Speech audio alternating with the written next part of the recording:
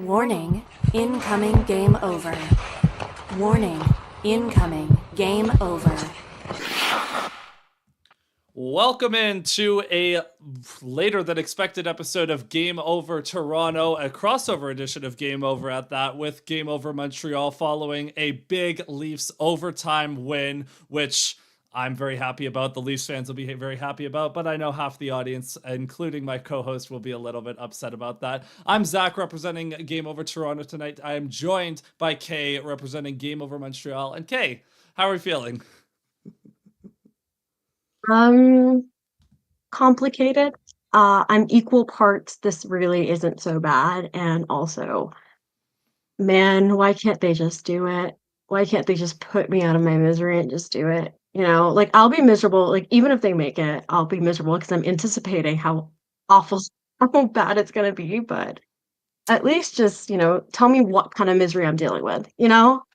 Yeah, I mean, fair enough, but there's nothing say. I mean, I have my opinions of the Washington Capitals, so I mean, maybe it's not so miserable at the end of the tunnel, but we'll get into all that later in the show. Of course, just before we get into the program, make sure to hit like and subscribe to Game Over Toronto. If you're on a podcasting platform, make sure to follow us over there as well. Leave a review, and of course, also go over and subscribe to Game Over Montreal as well. So, this game, we're coming in. Both teams have a lot to play for. Leafs chasing down the Atlantic Division throne, Habs chasing down a playoff berth, and both these teams, they come out not exactly swinging in this one. It was a bit of a slow start, actually just kind of a slow game. There really wasn't much happening in terms of chances and offense being generated. Both teams, despite the Leafs having however many shots and the Habs having the shots they did, the chances in this game ended up being kind of equal. So on a surface level, just looking big picture first, Kay, what were your overall impressions of the way the Habs were playing against the Leafs and just the, I guess, schematic challenges that both teams were giving each other? I honestly, this is one of the best first periods that they've had in a long time. They usually do this really fun bit where they don't start on time, and that's either on the second or third period that they'll start. So honestly, I wasn't too upset about it. I can't lie, I'm not too upset about the way they played. It's just that I think the Leafs just were really good at, I don't know, holding them back. Like they had good. I feel like most of the power plays they had some good stuff going, just wasn't going in the net. It felt like the Leafs did their job, and it also felt like luck wasn't on the Habs side, if that makes sense. Also, the refs were atrocious today, just in general. Yeah, and we'll get into the refs. So because from a Leafs perspective, it definitely feels like a bit of karma for what happened against Tampa Bay on Wednesday, but that's for later in the game. That's a third period issue. So early on, I was just noting that I guess before we even get into it, big note: the Leafs in this game had five defensemen. They had to play a man short. Oliver Ekman-Larsson misses this game with an injury. Jake McCabe's still battling an injury. He'll be back sometime before the end of the regular season, which means he'll be back in like 3 or 4 days probably. But because of cap constraints, the Leafs had to play a man short. They play again tomorrow in Carolina. They'll be able to emergency recall someone now that they've played shorthanded. But so right away, the Leafs had to play a slower kind of style of game because they didn't have the horses on D to be able to play a run and gun style. They had to conserve some energy for the third period. And again, they play again tomorrow. But early on, Habs, I thought, were doing a pretty good job of getting to the right spots, but just a combination of block shots, missing the net. I felt there was a Caulfield chance early on where he streaks in, misses the net high, and it just and then they get a power play where again, good movement, they get to the right spots, but they're just not getting good shots through. There was one good line A chance from the outside, but what were were there any frustrations from you watching this in terms of the Habs' inability to get shots on the net? Yeah, I mean, we dealt with that last game as well. The shots weren't great, especially like the first two periods.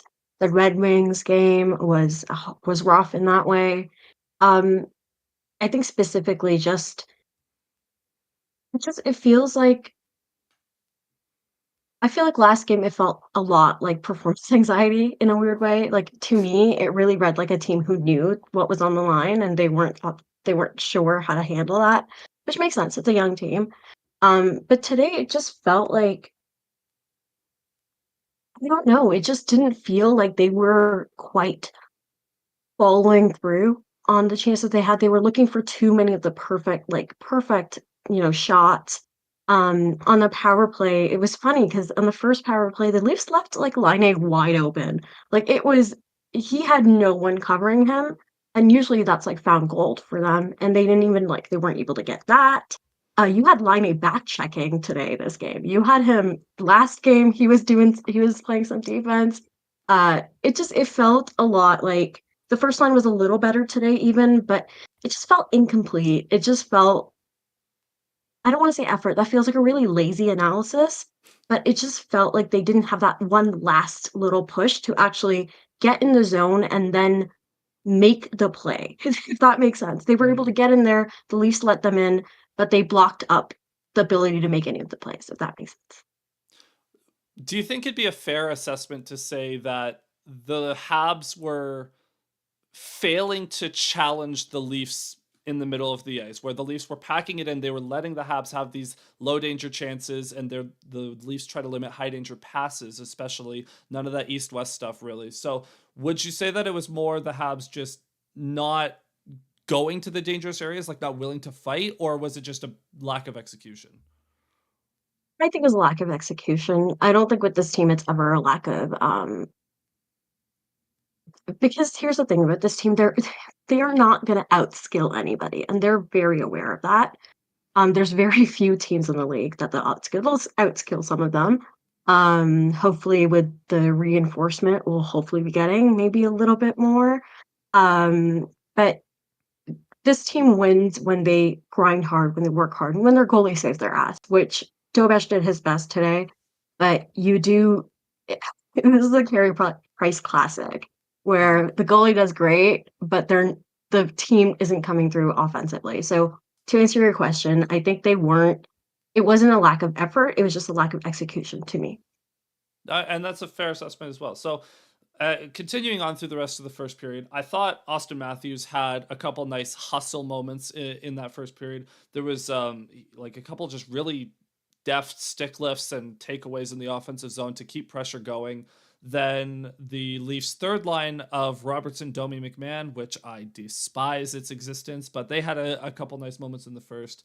And then both teams were just openly taking infractions at the end of the first Yeah. without penalties being called. The Habs, there was a tripping on Matthew Knies that didn't get called. There was a couple like high sticks interferences that the Leafs committed that didn't get called. Both teams were getting Mm, away with stuff. The refs just were very mm. content to put the whistles away. But after 20 minutes, the shots on goal 10-2 in favor of Toronto, but the attempts 20-18 in favor of Montreal. Only 2 of their 20 attempts make it to Anthony Stolarz, and that was a pretty good indicator of how the rest of the game would go as well. Yeah. Anthony Stolarz, one of the weirdest shutouts a goalie's had this season, probably, where he faced. I think the final total is what 15 shots. So, but the Montreal had to have had like 50 or 60 attempts in there. Just a complete Yeah. inability to get shots through. And the ones that did, they came from the same sources. It was Suzuki definitely had a few good shots. Caulfield, Line had the one on the power play, but the defensemen were struggling. Like Hudson, I was not very noticeable in this game. He was struggling to Mm. get passes and shots through. Like, what was happening with the rest of the Habs team in terms of generating offense outside of the usual suspects?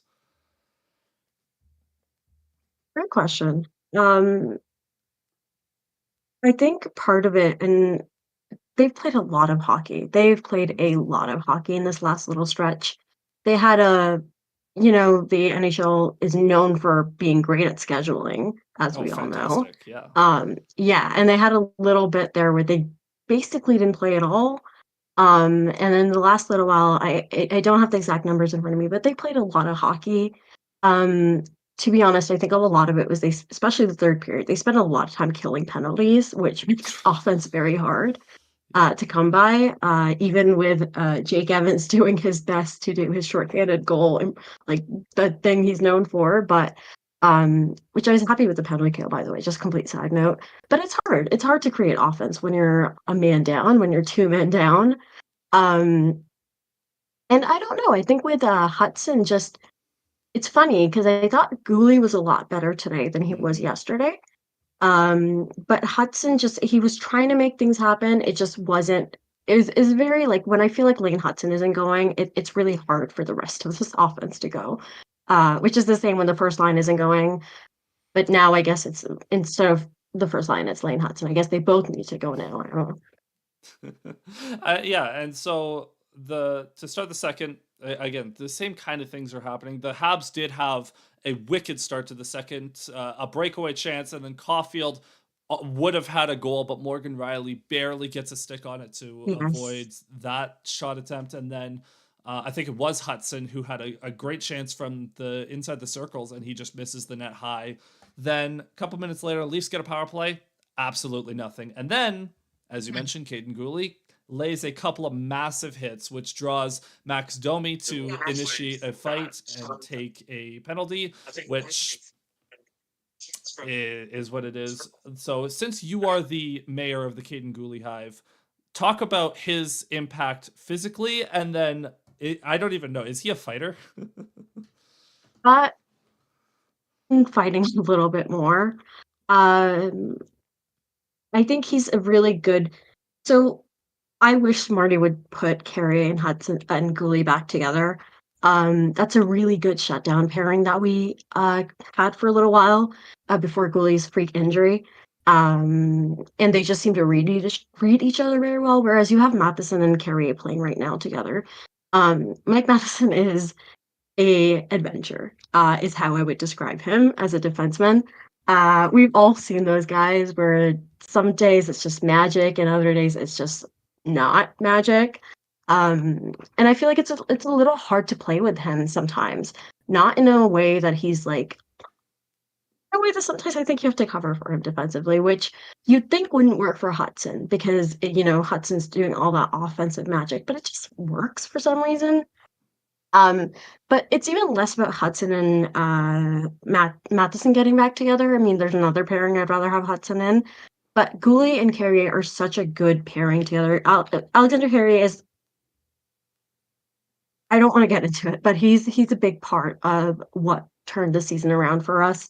Um, but I don't know if it's the best use of Caden Gooley's skills to put him in this offensive position, where he's playing like next to Lane Hudson and with the first line very often. Um, I think, I'm just having a lot of trouble kind of just expressing my thoughts in terms of the technicality. So I'm going to talk a little bit just more about what I have liked out of him specifically.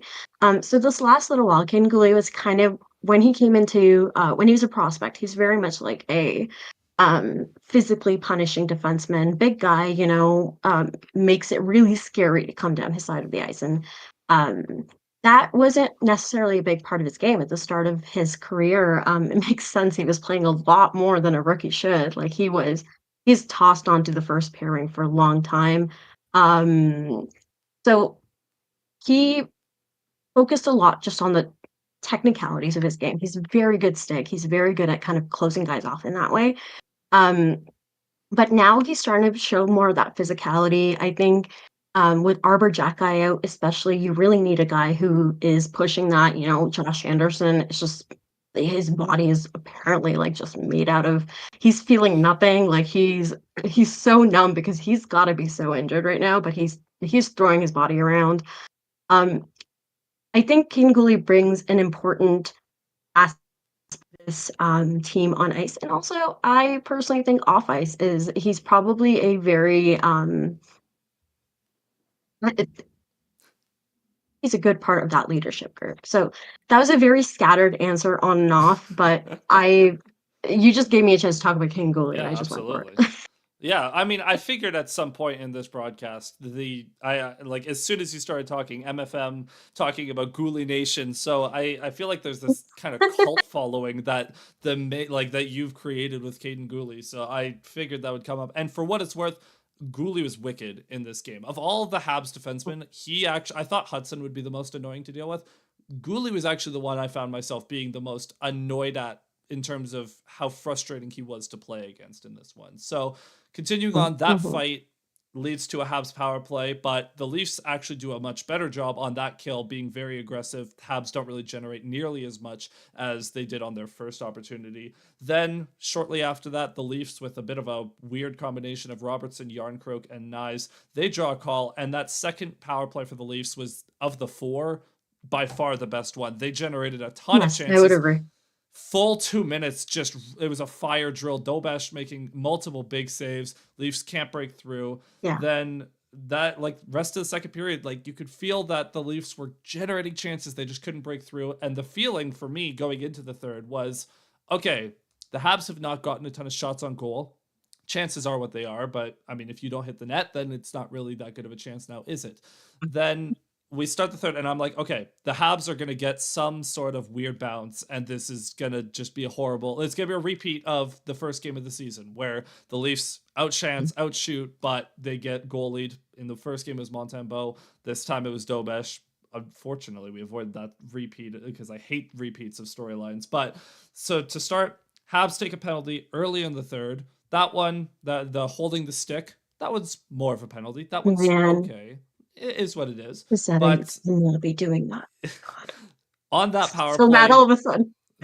on that power play, Nick Robertson robbed by Dobesh. And then during that power play, John Tavares and Josh Anderson get into a little bit of a scuffle there. You know, they both go off. And then David Savard allegedly takes a penalty. I Yeah. don't know where the penalty was, but this is where I'm going to let you sound off on the refs. So this is 2 games in a row, right? I am so I'm not a conspiracy theorist, and I never wanna be that guy that's like, "Oh, the refs are against my team," but I'm just saying. I'm not saying, but I'm just saying. It feels like it's just so weird. I'm like, "Do you guys want the Eastern Conference wild card, like, race to come down to the last game? Like, what is it happening here?" Don't get me wrong, the Habs did not always deserve it, but they've been winning games they don't deserve, okay? Why isn't this happening again? Um, it's funny because it's usually, Arbor getting the penalties that are not real penalties. Just because when you're a guy with a reputation, it just Yeah, happens. exactly. It's just a part of the game. But I like David Savard, such a respected older player. He doesn't really it's not often that he doesn't get the benefit of the doubt, and it sucked so much because it felt like, especially before Pizzetta. So Pizzetta will likely not play a game again for Oh, as long as Marty has a choice, because this he's just not playing again. There's just not there's enough options, and with Demidov hopefully joining the lineup, it's just there's room to shuffle there. I think if we clinched earlier, sorry, if we clinched earlier, we he might have gotten some extra games, but I think he's not playing again because he's just I don't know how many games he's played, but he's not played a ton, and he has double-digit penalties, so you cannot do that. When you're a guy who's just on the verge of being in and out of the lineup, you cannot do that. So that was a complete, like, real penalty. I'm not gonna argue that one either, and he could have just let go of the stick. yeah. Mike just let go of the stick. But he didn't, and so you had there were a few high sticks that I would say, Yep. 1 or 2 at least, that went uncalled on Josh Anderson specifically, so I can understand why he got really, worked up about that, especially because his beautiful face, you don't want anything to happen to it. Also, he's, like, a new dad, I imagine he's not getting a lot of sleep, I imagine he's cranky, right? Like, he doesn't have a lot, but he's not, um and it sucked because Josh Anderson is a very big part of our penalty kill. So that was just a moment where he went off, and I was like, okay, fine, just make it work, make it through this, it's fine. And then the David Savard penalty happened, um, and it just felt like this is a second game on a back to back. They don't have a lot of energy already. Then you have all these guys playing so many PK minutes. When your PK is playing, obviously your big offensive line isn't playing.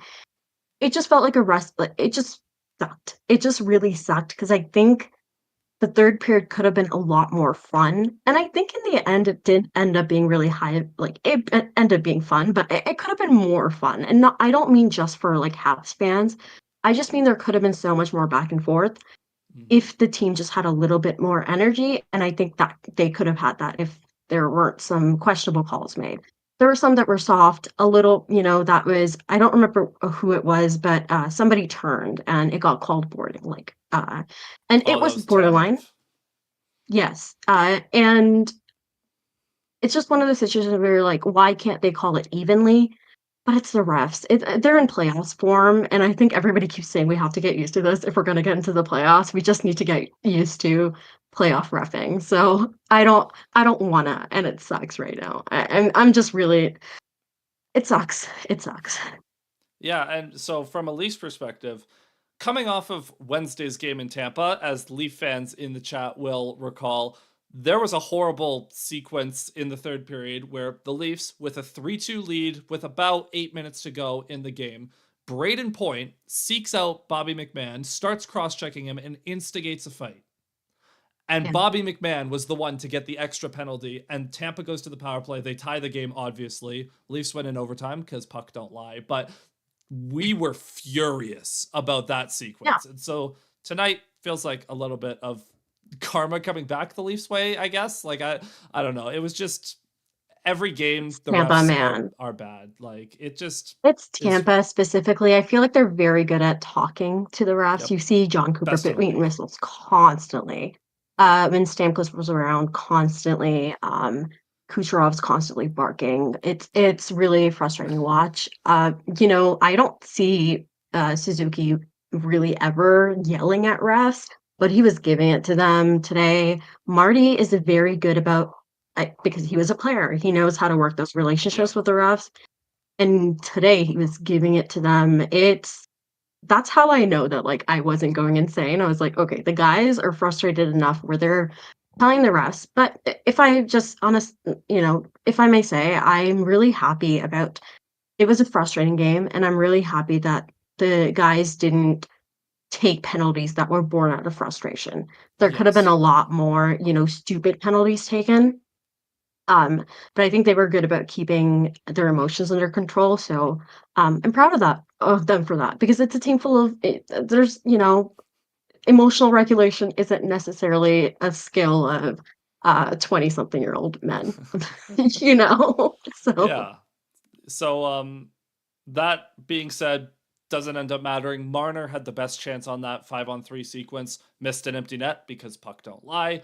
And then I was contractually obligated to mention this as the president of the Max Domi Hater Club, but Max Domi on a 2-on-1, Leaf fans, you guys know, never in 1,000 years was he ever going to shoot that puck. I don't. It looked like he tried to pass it and then his brain short circuited because he kind of flicked it straight up in the air and it didn't actually go across. I don't know what was happening there, but yeah, horrible. Just shoot the puck, Max, for once. But alas, we go to overtime. For some reason, Brandon Carlo was on the ice in overtime. I have no idea why Craig yeah. Berube did that. Regardless, it works out. I mean, actually, it almost didn't work out because he slipped on the play. Nick Suzuki gets a breakaway, and then a combination of Anthony Stolarz' pad and the side of the net post keep the puck out, back the other way. Mitch Marner buries it. Leafs go home Mhm. happy with a 1-0 win. And yeah, that's it complicates things, not really for the Habs because they're still probably fine. But I know that there's always going to be a bit of anxiety until it's official. Yeah, I'm glad they got 1 point. I saw some people saying, "Oh, they stole a point." I wanna know what game you were watching. The shot Uh, clock. yeah, that's it. There's a lot of people who are just, like, looking at watch a game. Occasionally, just watch a game maybe. And I guess I get it because, like, the last few games or the last 1 game at least, it was the shot clock reflected how they were playing. But today it wasn't that at all, and I'm glad that they got something out of it. Obviously to get the 2 points in regulation, which would have been wonderful, but I'm sure somebody will have done the math and the calculation of like what needs to happen. But I'm pretty sure that if Columbus loses at any point, uh, that changes things for the positive, and something happens, something that's good for the Habs. But Yeah. I'm not like hypothetically worried, but in practice, I am worried. And look, that's the nature of being a fan, is even when things should happen, until they do, Yeah. like, Hmm. that's why every year I never want to hear anyone talk about the Leafs Stanley Cup odds or the odds of winning the first round, because until they do it, I don't care. And even the one time they did do it, they immediately got smacked by Florida. So I can't really talk too much about that. But as Terry said in the chat to kick off the stream, the Leafs destroy the Habs 1-0, and that gets us to our final score. So with that being said, that was a very elongated game recap, but we are going to switch over to our second period here. Of course, a reminder to hit that like button and subscribe to Game Over Toronto and to Game Over Montreal as well. And you can also go support the Game Over Network by checking out our merch over at thegameovernetwork.com. We have merch available for every single Canadian market: Toronto, Montreal, Calgary, Edmonton, you name it, every single team. We got it. Go check it out. Again, that's at thegameovernetwork.com. Now, there's 17 of you in the chat. I assume most of you are Habs fans because Montreal is our biggest following at the Game Over Network so far. So, this second segment, Montreal fans, this is for you. And we have to start. There's no other place we can start. The demigod is here. The man that has people staking out the airport waiting for his arrival. From Habs fans in the chat and from UK, I need to know, and I think Leaf fans, this is kind of a point of curiosity for us because maybe we haven't paid as much attention to it as we ought to. What are you hyped for, and how do you see Demidov fitting into this lineup going into presumably the playoffs? Man, my brain, you said that, and my brain just went, because like I'm so excited in so many ways. This guy is like an offensive powerhouse. He is so exciting.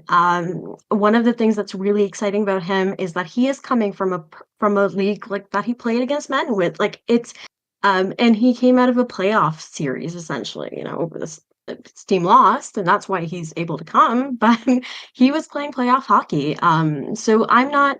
And the KHL, for those who don't know, some of their rinks are North American size. So I know that's a bit of a misconception some people have. So he does technically know how to play on North American rinks. I'm sure it'll be an adjustment. I'm not expecting him to come in and save the world, but he is going to be such a fresh look for the offense of this team. I think the one line offense has been overstated. Maybe the narrative has been a little overstated. I think suddenly Christian Dvorak is scoring goals. Brendan Gallagher is doing Brendan Gallagher things, which includes what things he did when his hand worked. And there are other options other than the first line, but that second line is struggling. Is not, it's hard. You have Elra Kapanen, who is a rookie coming over from the SHL, playing there. And he's doing pretty well, I'm not gonna lie. He's having trouble along the boards, I've noticed that. But he's making stuff happen. He's doing better than I thought he would, but he is still he's not Demidov. That second line is really just you have Alex Newhook centering that line. Alex Newhook, who just doesn't have the hands, I think, for a top six position. He's very good at just skating so fast. He is so fast. Um, but then actually putting the puck in the net is an issue for him. I'm not sure if you noticed, but Laine made some great passes today, which Yeah, it's been hilarious seeing some of the work that Patrick Laine's done. I'm sorry. I'm just gonna take a quick sip of water. yeah. And look, Line is an underrated playmaker. It's just that aside from his otherworldly shot that you'll see on the power play, and pretty much that's it, because that's the only way he can get himself into scoring positions nowadays. Because he's just never took another step after his rookie year. It's like, I don't know. Line is the most confusing player because he also never looks like he's trying. Like the way he skates, Yeah. always it just looks. It's almost like for Leaf fans a comparison like William Nylander.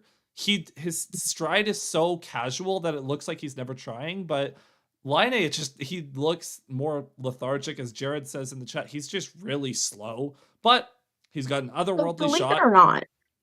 Yeah, go ahead. believe it or not, he looked so his knee injury, right? He's really just healing Yeah. from that, so that's part of why he looks extra slow. He's never gonna be a world beater, like, he's not that guy. But there was this one breakaway he had that I was like, "Oh my god, Patrick Laine is skating." Again, there's been so many times where, sometimes he makes a defensive play, and, like, my entire timeline is just talking about, "Wow, wow, wow," and I'm like, everybody notices it when he makes it good, like, when he back checks really well. Um, but he's trying to set things up. I don't know if it'll be him setting Demidov up or Demidov setting him up, but that second line is where he slots in to kind of finish my entire diatribe. Yeah, and so Demidov playing right wing as a lefty, Line plays left wing as a righty. We could see an unorthodox combo from the Habs here. Now, the other concept is, do you put Demidov or Line, whichever, I don't really, probably Demidov because he's a rookie and he's never played in the NHL before, and the playoffs are, as Terry M puts it, a completely different beast from regular season hockey and anything that Demidov has probably faced so far. Do you just put him on the third line, shelter his minutes a little bit, and hope that he can drive some depth scoring? The third line is really hard to break up. Okay. And that feels like, of course, you'd put Demidov in the best position possible. Of course, you would. But sometimes the third line, which is the Dvorak, Anderson, and Gallagher line, is just working so well. The fourth line, I just don't think it's fair to put Demidov next to Jake Evans and Yoel Armia, as great as they are. I'm a big Jake Armia girly, but it's not, that's not where his skills are best suited. Um, I think I hate to say it, but I think you just throw him out there, see what he can do. I know, I'm suggesting a risky game there, but throw him out there, see what he can do, and then you adjust if you need to. I'm putting a lot on him, but hey, Caulfield came into basically playoffs and Yeah, he lit the tore world it on up. fire. Yeah, Mhm. so I'm sure you remember. yeah, I did not need to reopen those wounds. But I think if you have Demidov and Line on the same line, you're sheltering that line regardless because it would be a cold Yes. day in hell. Like Oh yeah. Oh yeah. Line A's only competition is like Max Domi for the anti-Selke trophy, like worst defensive forward in the league. So I don't think you could ever trust, and you don't trust a rookie and Line A to play defense. And Newhook is fine, but he's not exactly a world beater on that side of the puck either. So I almost wonder if, depending on, like, if the Habs are leading a game, that probably is the third line, and then your third line becomes more of your shutdown second line. And then if you need a goal, you play Line A and Demidov more because you need offense. So there is That's definitely a actually kind of win. how they've been playing it, so that's a great call. That's kind of how they've been doing it anyways. Yeah, but Jared Mack in the chat also suggesting something else. It would be nice to see Demidov up on the top line with Caulfield and Suzuki, put Slav with Newhook and Line A. What do we think of that? I hesitate to break up the first line. I know it hasn't the last 2 games maybe haven't been the best, but that has been one of the best lines since the Four Nations break. Um, I think that Slav was frustrating to watch today. I feel like Nick was doing Nick Suzuki things the best he could. Cole has been a little frustrating to watch. To me, Nick Suzuki's perfect, and he's never done anything wrong in his life. So he's always going to be just I. If you put him up there too, what you're doing is you are putting him up against the best defensive players that the other team has. Because of course the top line is going to get those assignments. So I don't think it's necessarily when Nick Suzuki and Lane Hudson are at the top of, near the top of who's creating your offense. If you shift Nick Suzuki to playing with a rookie and who he might have to shelter a bit defensively, I just don't know if that's the best use of his talents. To me, I honestly just think you have to see what you have out of Demidov. It's a lot of thought experiments, and I don't think you're gonna know how it's gonna go until you just do it, which is why I was hoping that they'd clinch a lot earlier so that they could just, experiment a little bit. Also, I keep saying cinch, so excuse me Cinch. if I say like cinch the playoffs. Yeah. Look, it's gonna be interesting because the Habs now you have what 3 games left or what 2 games left 3, I believe. to figure No, out. 2 actually, I think. Yeah, 2 more. So you have Chicago, and then who do you play Wednesday? The Hurricanes. So you got 2 games left to figure this out before you go right into the playoffs. Now, speaking from experience, with just a couple of years ago, Matthew Nyes came in and as a rookie, and he played like 6 games and before going into the playoffs. And by the start of the second round, which, oh, wow, that's a crazy sentence to say for the Leafs. But Matthew Nyes was the top line winger in like his 10th, 11th game of his career because Michael Bunting got suspended, fell out of favor with the coaching staff there. So Matthew Nyes, it's very similar situation where rookie comes in, you have a lot of expectation, maybe a little bit of a slow start, and then screw it, he's your best option on the top line. Let's go for it. So I don't Yeah. know. Like we'll see what happens with Demidov. I know everyone is excited to see what'll happen. From an outsider's perspective, I would just say maybe temper expectations a little bit. He I doesn't think need to it's be a too world late. beater. Yeah, I well, fear yeah. it's too late. I agree. I agree. I just fear it's a little too late. I agree with what Bernardo is saying in the chat, by the way. I've got the chat open a little bit. Mhm. I completely agree with that reasoning. Mm. Yes, on not splitting up the first line. And Yeah, look, just for those who are watching and didn't see this chat, yeah. Bernardo is saying So that Slav completes the first line. yeah, exactly. And you know what? I think there's something to the playoffs being more physical. If Slav can use his size and his ability to battle for pucks and just go to the net, he could actually be one of those players that's okay in the regular season, but actually good in the playoffs. I don't know. I know that people are growing anxious with waiting for Slav to figure it out, but I mean, he might there. So, with that being said, I think you were pretty clear. Pizzetta's the odd man out here with Demidov coming in. Yeah, I think so. I think so. I don't know what this, if anybody in the chat knows what the status on Heinemann is, please let me know. Sorry. I need Yeah, to know. But set as the odd man out right now. yeah. And then, aside from that, is there anything else? Like, what else do you need to see in the final couple games of the regular season to give you any sort of confidence going into the playoffs? Again, assuming they make it. This is such a cliche thing, but I need a full effort. I need a full 60 minutes. They've been living and dying by their third period comebacks. They've been the team with the most third period comebacks, which is great and all. Uh, but I don't feel like you want to do that versus possibly versus the Capitals, right? Um, Good teams don't necessarily let that comeback happen. So I really just want to see a full 60 minutes, full effort. Um, I I fear it might be too late, but maybe um I'd like to see possibly Arbor Jacki come in again at some point. You don't want him too cold because playoffs injuries happen, right? You always want to be prepared, and I feel like Arbor does his best when he's not too cold. Um, as most players do. Yeah, That feels very obvious fair, to say. fair enough. Most players do. Um, and I just mostly want to see a team that, and this is such a concept rather than a actual thing that you can see, and it's just a feeling. But I want to see a team that in that win streak, so they had six game win streak near the beginning of it. Like I would say they were like really well earned 6 game win streaks, or like a win. And I want to see that confidence again. I want to see that that swagger. I want to see the why not us, why not now version of the Habs. So I really, this team lives and dies by how much they believe in themselves and and outworking the other team. So I just want to see them work hard and I want to see them look confident in the plays they're making. And I would really, really please, please, dear God, I would like to see 60 minutes. Also, this is a lot to ask, but maybe a power play goal. Maybe.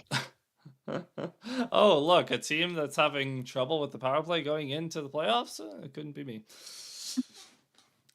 With that being said, I think we're going to turn us over to our third segment now. Again, just a reminder to hit like and subscribe to Game Over Toronto. Go over, subscribe to Game Over Montreal as well. Leaf fans, I know you've been anxiously waiting through that Habs talk. We will talk Leafs for a little bit here now. Of course, as we get into it, if you want to support the Game Over Network in any other way, you can check out our Patreon. That'll be down in the description box below. We have both free and paid tiers, and one of those perks is you get to join the Game Over Discord channel. Come hang out with us in the Discord. A community with over 100 something people. We might be close to 130 or something at this point. So go check it out. Again, Patreon is in the description box down below. Okay, Leaf fans, I'm sorry I made you wait. I'm sorry. But at this point, the Leafs are now 4 points up on the Tampa Bay Lightning for first in the Atlantic. Tampa plays Buffalo tomorrow. They've already lost to Buffalo recently, so probably not going to do that again. But you're at a point now. You have games against Carolina tomorrow. You play Buffalo yourselves, and then Detroit to end the season. You win one of those, you probably win the division. You win two of those, you'll clinch it. So destiny is like the Leafs control their own destiny, which is exactly what you want. And that means they're probably going to be playing Ottawa, which I think that it's guaranteed that Montreal can't pass Ottawa at this point. And Ottawa is back a couple of games on Florida. So I think it's like an 87% chance that the Leafs are going to play Ottawa. I think it might have been Jared earlier that joked Ottawa in 6. My friend, you clearly have never watched the Leafs in the playoffs before. Ottawa in 7. But the look, that series is going to be fun just because it's something different. And that was the big thing, is going into the stretch of the season, I'm like, I don't want Florida. I've seen that before, and also Florida would kick our ass, and I don't want to deal with that. Tampa Bay, Toronto owns Tampa for literally no reason. It defies all expectation. Vasilevsky is a replacement level goalie when he plays against Toronto for no reason. So that's, I guess, reassuring. But we've seen that multiple times before. I want to play Ottawa because it's something new. Hasn't happened since like the early 2000s when I was like 2 years old. So ooh, I've never seen it. So I want to see that. And so Jared in the chat, honest question for Leaf fans. Are you really that comfortable going in against Ottawa? When Kachuk gets back, they're going to be hell to deal with. Allmark has been great recently too. Here's the thing. I'm not comfortable against anyone. This is the Leafs in the playoffs. There is no reason to be comfortable at all. That being said, Tampa Bay is a better team than Ottawa. Florida is a better team than Ottawa, and probably by a wide margin too. So look, it's not that I'm comfortable against Ottawa, but on paper, Ottawa is just a worse version of Toronto. They play very similar styles. They play low event hockey. They pack the middle of the ice. They really insulate their goaltending, and they struggle to generate excessive high danger chances. The only difference is the Leafs have more elite shooters. So theoretically, Toronto should be able to out skill them. And if they can't, then it's just a dogfight and you see what happens, which is probably what's going to happen. But I don't know, man. It's not that I'm comfortable with it, but it's a new matchup, and Toronto should, famous last words, be able to deal with Ottawa and what they present. So here's a question for you, Kay. As an outsider, I'm assuming, don't watch a ton of Leafs hockey. From what you have seen in the games against Montreal this year or any other games that you've casually seen, is there anything that convinces you this version of the Leafs will fare any better in the playoffs than the previous iterations of this team? I don't know if it's necessarily that I've fallen into narrative, so that could be completely it. So I apologize if that's it. But I am seeing a bit of a Leafs team with a little bit more bite. I feel like even if it's maxed out me. Sorry.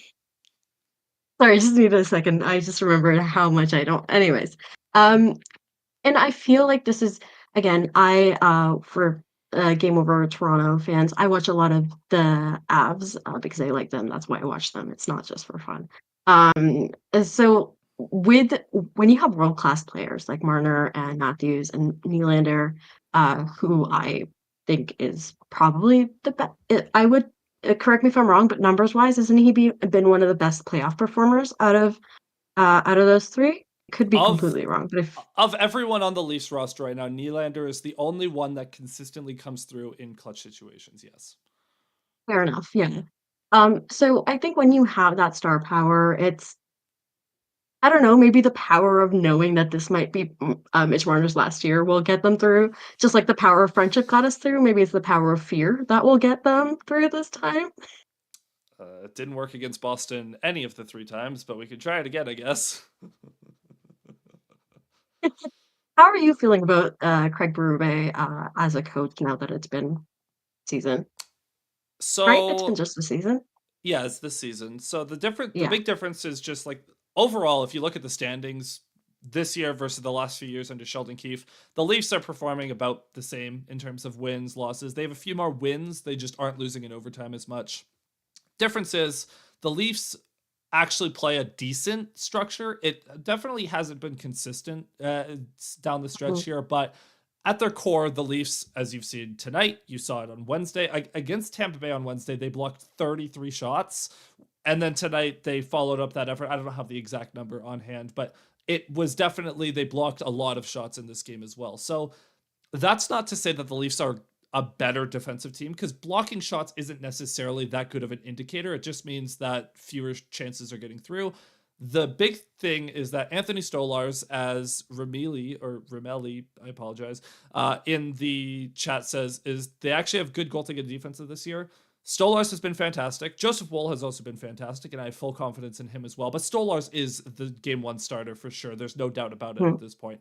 Stolarz' Is it biggest close weakness, or it was is it close, close but or last few okay? weeks, Stolarz definitely pulled away, and Wool had a Fair couple enough. shaky starts. I think Wool gave up 5 to San Jose in San Jose, so yeah, that Ouch. kind of, and then 5 to Nashville, so that was a time. But Stolarz 2 shutouts in his past 3 starts now. His biggest weakness is rebound control. Probably saw it a couple times in this game where just routine point shots he'll kick out massive rebounds. Leafs have been pretty good at clearing those. They've gotten used to playing in front of Stolarz. I love Chris Tanev. He's the best thing that's ever happened. Brandon Carlo has been here for like 3 weeks, and he's already my favorite defenseman on the team, even though he was on the Bruins. It defies all logic. A Boston Bruin that was traded to the Leafs is my favorite defenseman because he's so good at using his length to break up plays in transition and force a counterattack for the Leafs. And he's Mhm. so physical. He's 6'5" every time he steps on the ice, all that. So I think the Leafs, this is the best defense they've had in my lifetime. And the forwards, the biggest problem is the forwards abandon the zone on the breakout, which is a whole other can of worms that I'm not going to bore Montreal fans with. But I think the Leafs are just a better version of the team they tried to be in the playoffs last year. And the team they tried to be in the playoffs last year, low event hockey, they didn't have Nylander for 3 games. They didn't have Matthews for 2.5 games. And they were still a Game 7 overtime away from moving on. So they're a Mhm. better version of that team that almost made it to the second round last year. So look, why not us, I guess? But that being said, I don't like I think Terry M has commented this in a few streams. There's zero excuse to go in confident. If you're a Leafs fan, you cannot go into these playoffs confident in any way. That being said, I can at least pick out some reasons for optimism and reasons to have hope and to expect that they can at least beat Ottawa. And if it's Mhm. Tampa, I think okay, the pathway for the Leafs is Ottawa. Then you pray to God that Tampa and Florida beat the ever loving hell out of each other, and Tampa's the They seed that will. moves on. And then you hope that you could just beat Tampa again. And then conference finals, I'm not scared of any of the Metro teams. So at that point, like I would be stunned if the Eastern Mhm. Conference representative in the Cup Finals this year was not an Atlantic team. I have so Mhm. little I agree. confidence in the Metro teams and so much confidence in the Atlantic teams that whoever Big survives Caps that fan. gauntlet is going to go Mhm. the distance, in my Mhm. opinion. So we'll see what happens. But Leaf fans in the chat, you guys know what's up. We've been talking about it at nauseum over the last few shows, and we'll continue talking about it in the final 3 shows of this season. So with that being said, I'm going to turn us over to our final segment here. This is the part of the show where we invite your questions. There's 18 of you watching live. I don't care if it's a Leafs question, a Habs question, a general hockey question. Throw them all down in the chat. We'll get to as many as we possibly can. Of course, a reminder to hit like and subscribe to Game Over Toronto as well. Go over, subscribe to Game Over Montreal as well. You can follow the Game Over Network on social media as well. Go do that. So, with that being said, let's get into the chat. Oh my lord, I'm not going to be able to scroll up past all this. Do you have to do this every time? Sometimes. I try to take notes now. Yeah, Montreal fans are crazy, man. Like, so that was the Slavkovsky conversation. Harmonia J saying Marner on D is cute and all, but he's really not amazing there. They should stop pulling that stunt. Look, he's gonna get sulky votes again. He's a good defensive forward, but they only did that because they had 5 defensemen in this game, so they had to at times. And then Marner, they do a 5 forward power play, so Marner is the defenseman on that as well. Yeah, like it's worked out, so I can't really say too much about that. From MFM in the chat, Kay, would you start Doby against Chicago? He had a great game today. But knowing Marty, I think he sticks with the starter. And Monty plays. I do also like the idea of going into the playoffs. Maybe the last game it's Doby who plays, so Monty has a bit of a rest. But I thought Dobish had a great performance today. I feel real bad for him. Out of everybody on that team, I think he deserved the win. It's so funny too. But this is the first time we've seen Doby not in a while, but Marty just didn't play his backup for a long time. I think he just went with Marty's very much like a hockey guy in that way. He'll go with what's working. Like he does not change anything. Even if it makes sense, like resting your goalie maybe occasionally, that'd be nice. He didn't rest Monty, but Doby, like I said, he was great. I just don't think I would, but I don't think Marty will. Yeah, fair. That's exactly what Romelli just said. MSL will start Monty 100%. So I guess follow up to that from me is what's your level of confidence in Montembeault heading into the playoffs, if there is any? I am confident. When I said that was not very convincing. So the good thing about Montembeault is that he makes the most amazing like saves from very close to the net. Like he will fight through everything that he needs to. My man just cannot save a shot from distance, which every team seems to know. And I know. No, I feel like this is the Joseph Woll conundrum. We have the exactly same problem. You mentioned it, and it's so funny. It feels like today I like noticed Dobesh fighting through screens. Like he'll go up and down and he's searching, and I'm like, see, Monty, we can do that too. Like goalies can do that. Maybe we should do that. And it's funny because at some point Carey Price also had that problem where he'd let shots in through far. And then he just had to learn how to every goalie has their learning curve. That's the one thing that I'm just really hesitant about. I think it's a very obvious issue that he has, but maybe with the playoffs, right? Like you get away with a lot more than maybe guys can like literally just block everything. I don't know, because I want to say they keep people away from the net, but if they do that, that's actually what Monty's good at saving. So I'm not so nervous about him, but this will be his first time in the playoffs too. Let's see. I think Monty has really surpassed expectations in the past. So this is just, I think, you see what you have, just like this playoffs, hopefully, will be a test of a lot of different players where you see what you have. I think I'm really hoping to see Slavkovsky in the playoffs so I can see what we have there. We've seen Suzuki and Caulfield, but they were babies at that point. So I just would really like to see what Monty can do when he's put under pressure like that. Yeah, and Look, the defending the front of the net should be easier in the playoffs. Again, if we harken back to 2021, the series against the Leafs, I had nightmares of Ben Sherratt just cross-checking everyone and Yeah. not ever getting called for it. So, look, it's a legit strategy if you get there. So, outrage in the chat saying, I feel like Marty is just trying to get Monty ready for the playoffs. That's why he hasn't been starting Dobesh that much. Fair, but that being said, not everyone is Andrei Vasilevsky that should be playing every night. So just Hmm. caution with that. Yeah. Josh in the chat saying, how much do you believe the Leafs deadline acquisitions actually improved the team? Brandon Carlo, I love him and I adore him. He's very good. He has really solidified the right side and he fixed Morgan Riley, which, oh my lord, like fixed You relative. needed He's that. actually getting good results out of Morgan Riley, which is shocking considering what most of the season looked like before that. Scott Lawton, throw it in the garbage. That I said before that happened, that was not a good idea because they acquired Scott Lawton. They traded a first round pick and a prospect, Nikita Grabenkin, for Scott Lawton to fix their third line center vacancy. Scott Lawton's not a setter, and he's Yeah. now on the fourth line. So, not great. Maybe I think in the playoffs he'll be a third line winger. I think the lineup should be Lawton on the wing with Domi and Yarncroke, so that Domi has two defensively responsible guys with him, so that to babysit him essentially, and that way because Domi actually does have a little bit of gamer to him. So when the playoffs start, I know that whatever the best version of Domi is, that's what we're gonna get, but. Just gotta wait and see. I'm gonna butcher this name. Luciano in the chat saying, if the Leafs face Ottawa, things won't go well for Toronto. Jared saying, I agree. Absolute lack of passion. Unbelievable. But look, I totally understand the sentiment. And again, you have no reason to trust the Leafs until they prove you wrong. So that is what it is.